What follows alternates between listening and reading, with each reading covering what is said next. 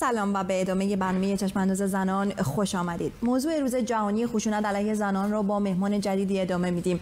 مهناز قزلو، زندانی سیاسی سابق و پژوهشگر حقوق زنان در استودیو همراه ما هست. خیلی خوش آمدید خانم قزلو. در رابطه با خشونت علیه زنان صحبت کردیم. بیشتر صحبت با مهمانان در ایران بود، اما شما به عنوان فعال حقوق زنان سالی که در خارج از کشور هم فعالیت می‌کنید. در ابتدا کمی از فعالیت‌های خودتون برای ما لطفاً توضیح بدید. قبل از هر چیز تشکر میکنم از دعوتتون و اشاره میکنم خیلی خلاصه به این که به حال من زندانی سیاسی سابق هستم، همونطور که شما گفتید، و فعالیت‌های خودم رو از دوره دانش آموزی شروع کردم. بعد از انقلاب توی عرصه‌های مختلف به حال این فعالیت رو داشتم و 3 بار هم دستگیر شدم، بازداشت شدم، در زندان‌ها سال‌های مدیدی بودم، در زندان‌های مخوف اوین و کمیته مشترک رو تجربه کردم و به حال این تجربه مبارزات من در ایران بود و بلافاصله که به کشور سوئد آمدم فعالیت‌های خودم رو در اونجا به طور علنی ادامه دادم تو زمینه‌های مختلف حقوق بشری، به ویژه زنان و کودکان و زندانیان سیاسی و البته برابری جنسیتی. درسته. در چه کارهایی میکنید؟ چون خب کشوری مثل سوئد آمار خشونت علیه زنان به نسبت کمتر از کشوری مثل کشور ایران یا کشورهایی که بسیار سنتی هستن. چه راهکارهایی رو در نظر گرفتن و در این سالها شما تجربه کردید؟ برعکس اون چیزی که شما میگید، آمار خشونت علیه زنان در کشور سوئد اتفاقا بالاست. آخرین آماری که منتشر شده در کشور سوئد بالاترین آمار تجاوز جنسی رو داره. اما چرا؟ نسبت به کشورهای به هر کشور. اما چرا؟ این خیلی مهمه. ببینید، باید ببینیم تعریف تجاوز چیست. تجاوز در کشور ایران با توجه به اینکه تحت حاکمیت جمهوری اسلامی است، خب یه معنی رو داره. در کشور سوئد حتی اگر همسر فرد بخواد به هر دلیل تحت هر شرایطی همسرش رو حتی وادار به روابط جنسی کنه، این تجاوزه. حالا این یه بخششه که اخیراً هم خیلی تشدید شده.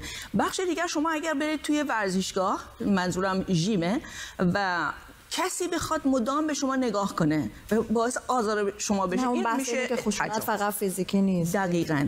و این میره توی آمار این کشور و قوانین و نهادهای این کشور در واقع با این نگاه مبارزه میکنن. به خاطر همین هستش که بالاترین نرم برابری جنسیتی در کشور سوئد هست، هرچند که بر اساس دیدگاه فمینیست‌ها راه بسیار طولانی دارن به اون ایدئال هایی که در واقع دارن و راهکاری که در واقع اونها در نظر میگیرن، علاوه بر راهکارهای کوتاه مدت، کمک به زنان، کمک به دختران، این هستش که به اونها به عنوان زن کتک خورده یا دختر ازدواج کرده، کودک ازدواج کرده نگاه نکنن.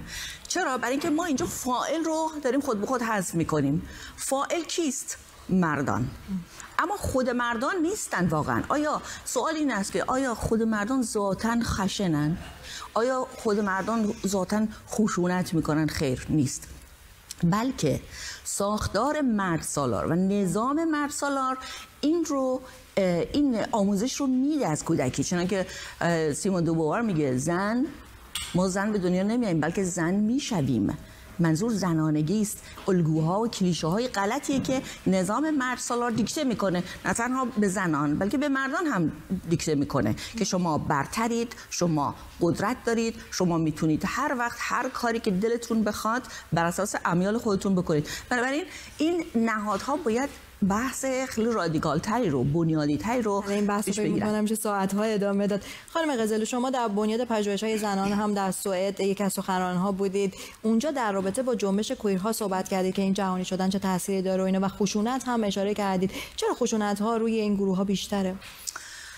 واقعیت این استش که ما وقتی که یک گروهی رو تو اقلیت میبریم، از جمله کویر یا همون LGBT، اونها هم شامل همین خشونت میشن. یعنی در واقع وقتی که ما اینا رو میبریم توی همون گروه اقلیت، خود به خود بهشون خشونت کردیم و اجازه میدیم، دست بازتری رو میدیم که به اونها خشونت بشه. بحث خشونت فقط صرفا در ایران یا نظام اسلامی نیست، ما میبینیم در کشورهای دیگه هم هست. جنبش کویر در کشور سوئد که اینقدر پیشرفته است، ما هنوز در اونجا هم مشکل داریم. یک انسان، ببینید توی بحثایی که شما داشتید با مهمانان عزیز برنامه‌تون رو من دنبال کردم، ترمینولوژی خوبی که به کار برده شد خانم آسیه امینی گفتن برابری جنسیتی. بحث جهان متاسفانه اینجوریه در تمام رسانه ها، در تمام نهادها اینجوری هستش که دنیا رو به دو قسمت تقسیم میکنن، جهان دوگانه زن و مرد. اما اینجوری نیست. وقتی ما بحث برابری جنسیتی میکنیم یعنی شامل تمامی گرایش ها، تمامی جنسیت ها، تمامی جنس ها که حتی خود اون هم دوگانه نیست. و بنابراین وقتی ما مبارزه میکنیم بر اساس حتی مفاد قانون 23 منشور سازمان ملل، مثلا تمامی طیف گرایش ها و به اصطلاح کسانی نیست که به هر حال شامل این طبقه و این گروه میشن. متشکرم خانم قزلو. از این فرصت استفاده کنم، شما در استودیو ما هستید، اولین باره که اینجایید. وقتی در رابطه با بنیاد پژوهش‌های زنان یک برنامه‌ای داشتیم، اونجا صحبت شد، از حواشی گفته شد و خصوصا این که ما دوست داشتیم اون موقع حضور داشته باشیم ولی نشد و حالا که هستید میخوام نظرتون هم در رابطه با اون حواشی و حرفایی هم که زده شد بشنوید. خیلی ممنونم این فرصت به من داده شد، هرچند که با فاصله، اما واقعیت این هستش که من امسال یکی از سخنرانان بنیاد پژوهش‌های زنان در استکهلم بودم، ولی متاسفانه به توسط یک کنشگر اصلاح طلب کمپینی که من میتونم به جرئت بگم کمپین زشت و شرینانه‌ای بود علیه من به راه افتاد، علیه منی که یک زندانی سیاسی سابق هستم و بارها در زندان‌های جمهوری اسلامی در زندان بودم، زیر شکنجه بودم و اتفاقا دو موردی که مایلم در این زمینه بگم و این نکته جالب توجه در واقع این هستش که نزدیکان مدیر این کمپین تلاش داشتند که اینجا اونجا تزریق دروغ کنند که زندانی سیاسی بودن من تکذیب کنند، در حالی که دو تن از سرشناس‌ترین زندانیان سیاسی که اتفاقاً برندگان جوایز بین المللی معتبر بین المللی هستند از همبندان من هستند، خانم منیره برادران دوست عزیزم و خانم آذین ایزدی فر و علاوه بر اونها پژوهشگر ارشد بنیاد دفاع از دموکراسی و همچنین گزارشگر ویژه حقوق بشر در سازمان ملل در گفتگوهایی که با من داشتن، اینها البته دو مثال صرفا، موارد دیگری هم هست، گزارشاتی که از زندانی سیاسی بودن من و ماجرای من رو به صورت مستند کردن در این حداقل دو بنیاد و نهاد معتبر بین المللی شاهد ماجرا هست. به حال واقعیت این هستش که باید شاید این سوال بکنیم که چرا اصلا این کمپین برپا شد. این خیلی اساسی ترین سواله. به حال در اون برنامه من متاسفانه این تریبون به من داده نشد که پاسخ بدم. من شاید بهتره با یه مثال شروع کنم و اون این هستش که شما فرض کنید فردی میره از یک فروشگاهی چاقویی رو میخره و میره با اون چاقو یک فردی رو زخمی میکنه، میکشه یا حالا هرچی. این فرد به اتهام ضربه زدن، چاقو زدن، زخمی کردن به دادگاه کشونده میشه. در پروسه و روند دادگاه از ایشون پرسیده میشه که این ابزار رو از کجا تهیه کردی؟ اون فرد میگه من از مغازه یا فروشگاه فلان در خیابان فلان تهیه کردم. من سوالم این است کدوم دادگاه، کدوم محکمه این مغازه رو درشو میبنده؟ اون خیابون رو که این مغازه درش واقع است درش رو میبنده، یا اون مغازه‌دار یا اون صاحب فروشگاه رو بازداشت و محاکمه میکنه؟ اگه اینجوری باشه که خیلی فاجعه پیش خواهد آمد. در هر صورت داستان من هم همینطور بود. من اساساً به کمتر از 3 دقیقه وقت در اصل من به این موضوع واقعا ارتباطی نداشتم، بی ربط هم بود کاملا به من موضوع دادگاه کانادا. ماجرا این هستش که یک سندی به دست من رسید از طرف خانومی که یکی از نزدیکان مدیر این کمپین شریرانه رو در موردشون یه ادعاهایی شد. من این سند رو چون تو اون زمینه کار نمی‌کردم، وظیفه شهروندی خودم می‌دونستم که به سازمان نهاد مربوطه اونو ارائه بدم و همچنان بهش مصر هستم. اما به دلیل اینکه از ابتدا بی‌طرفی خودم رو حفظ بکنم و پیش داوری نکنم، من علی‌رغم اینکه میتوانستم در اون دادگاه به عنوان شاهد شرکت بکنم با اسناد، مدارک، شواهد، عکس‌ها و خیلی چیزهای دیگر، نتیجه اون دادگاه رو به عکس کنم. من شهروند سوئدی هستم. چطور است که من در دادگاه کانادا محاکمه شدم؟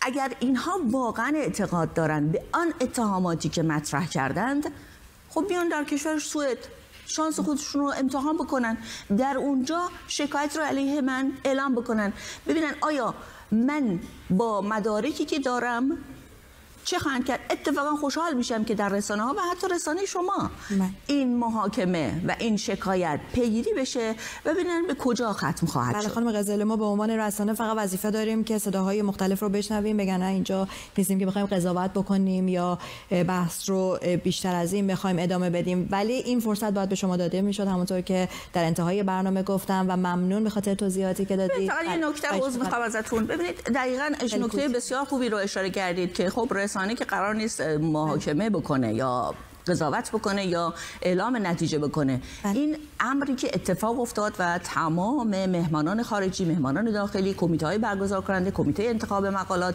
مسئول بنیاد رو تحت فشار قرار دادند تا علیه من جلوی آزادی بیان من رو، آزادی بیان یک زندانی سیاسی رو در بنیاد پژوهش‌های زنان، اونم در کشور سوئد بگیرن که چی؟ که میخواد راجع به چی حرف بزنه؟ راجع به حقوق زنان. و این نمیتونه واقعا، و از اونها میخواستن که مدارکی که به دروغ ارائه دادن اونها رو به اصطلاح راجبش تصمیم بگیرن. آیا این واقعا اون محکمه این هست؟ به حال من باز هم در اینجا به عنوان آخرین جمله میگم که امیدوارم اگر صدای من میشنوند، اگر اعتقاد دارن که این اتهامات واقعی است، این رو شانس خودشون رو در دادگاه‌های سوئد آزمایش بکنن. خیلی من از این امر استقبال میکنم که نتیجه رو ببینیم چه خواهد. ممنون از شما که فرصت خودتون رو در اختیار ما قرار دادید. متشکرم خانم غزالی. این برنامه در اینجا به پایان نرسیده. در بخش آخر چشم‌انداز زنان مهمان ویژه‌ای خواهیم داشت. آهنگ‌هایی که او می‌خواند با واکنش‌های زیادی در شبکه‌های اجتماعی روبرو می‌شود. در جدیدترین آنها ترانه حاکمانش که نگاهی انتقادی دارد برنده جایزه جشنواره موسیقی رومی در کالیفرنیا شد. همچنین موزیک ویدیوی آیه او بیش از 5 میلیون بار در یوتیوب دیده شده که در آن به خشونت علیه زنان اعتراض می‌کند. ترانه‌های او در جوامع سنتی مثل افغانستان تابوهای بسیاری را شکسته است. مهمان ما در این بخش خانم مژگان عظیمی است. ابتدا قسمتی کوتاه از آهنگ آیه او رو گوش می‌کنیم و سپس با او گفتگو خواهیم